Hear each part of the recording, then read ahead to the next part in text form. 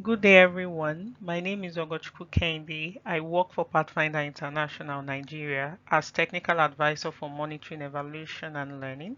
I'll be taking us through the Saving Mothers Giving Life 2.0 project experience in the use of responsive feedback to improve digital health in maternal and newborn health.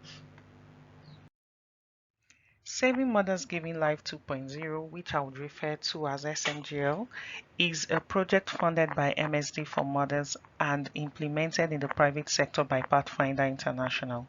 This is in partnership with Kaduna State Ministry of Health. The goal of the project is to improve access to quality maternal and newborn health services, which I would refer to as MNH, and ultimately contribute to a reduction in preventable maternal and perinatal mortality within the state. As one of its interventions, SMGL deployed an innovative digital messaging platform known as Ask Navy. Ask Navy's role is to create awareness for MNH services, generate demand, facilitate health-seeking behavior, refer expectant mothers, and facilitate social accountability through feedback from clients. The digital health plan relied on sending messages in English via WhatsApp. To best discuss the SMGL experience, we'll focus on the following core processes.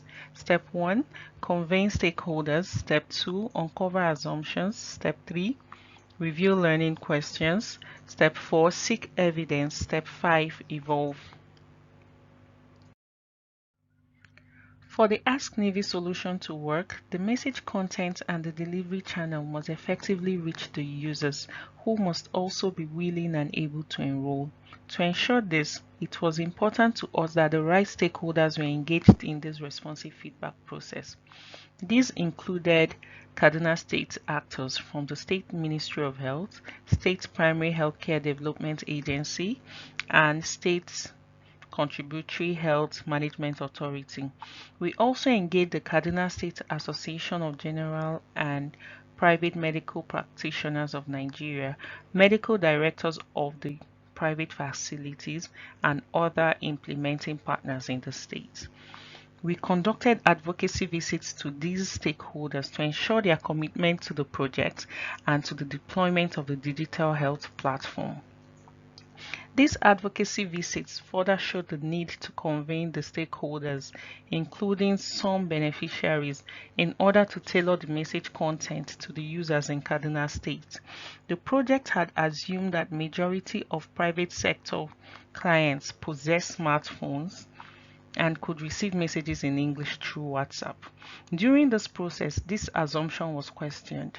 Collectively, stakeholders felt the project's plan to rely on smartphones to deliver English messages via WhatsApp would disenfranchise many clients, especially those in rural areas who are indigent, speak Hausa, and do not own a smartphone. In response to these concerns, we conducted a rapid assessment to determine ownership and accessibility of smartphones, language preferences, and access to digital health messaging platforms among pregnant women in intervention facilities. Over a period of 4 days, we interviewed 304 pregnant women accessing antenatal care services in the facilities. The key findings from the assessments are seen in the charts displayed. The assessment revealed that 63% of the respondents owned a smartphone, 39% preferred Hausa language, and 62% showed a preference for SMS as a delivery medium. What this assessment revealed was that to effectively reach most of the clients in the private sector, there was need to change our single medium and single language plan to a dual medium and dual language approach. This means using SMS and WhatsApp to reach clients with health messages in both English and Hausa languages. In the light of these findings, the project made some adjustments. First was the translation of the message content to Hausa and deploying the same. This is in addition to the English language content that had been deployed earlier. We also deployed periodic client exit interviews to help us closely monitor the usefulness of the digital messaging. We are still in the early stages of the deployment of the ALSA content, but so far we have recorded some improvement in the project. We compared data from the quarter prior to the deployment with that of the quarter of deployment. This showed that the percentage of women who onboarded the platform increased by 21%.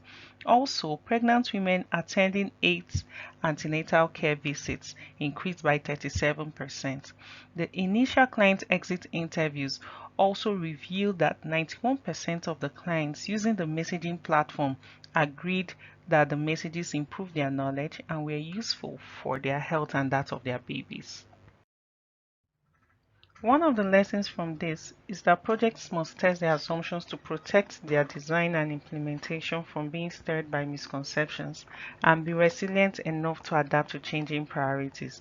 Also, SMGL in instituting a responsive feedback mechanism now conducts quarterly client exit interviews to ascertain the usefulness of the digital health messages.